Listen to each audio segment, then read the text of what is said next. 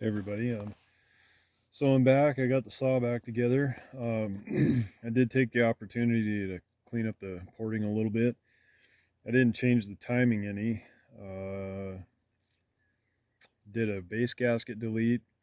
The gasket that was in it was fairly thick at 23 thousand, something like that.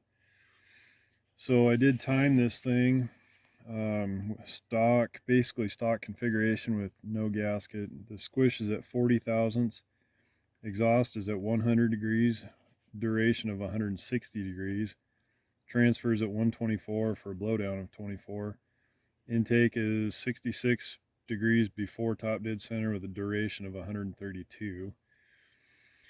So that should hopefully liven this thing up a little bit too.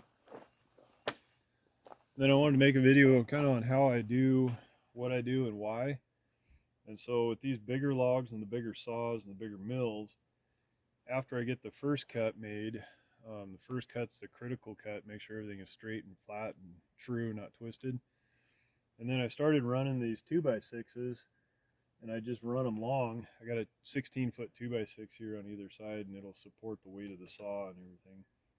And so that helps you get started, because as you come in here, you want to start nice and straight and flat, and then same thing when you go off the other end.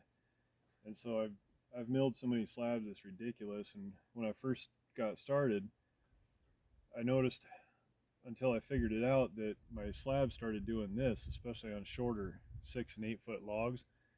And what I was doing is this end was dropping off the log. I was so concentrated on this rail that as I'd start, I was slouched down, and then as I'd come up, it would kind of self level, and then it'd take off, and then it'd kind of do the same off the other end. And so I figured out that if you just run these long, it'll just ride those right onto the log, and then just move those down. And same thing when you finish your cut off the log, it just keeps everything nice and flat, so you don't have the ends diving off on you.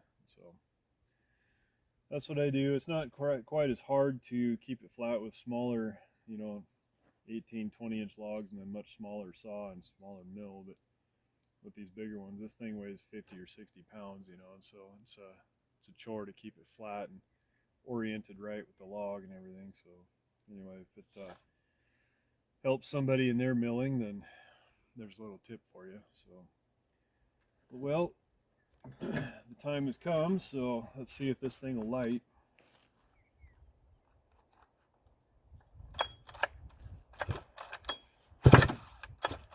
It's a good sign.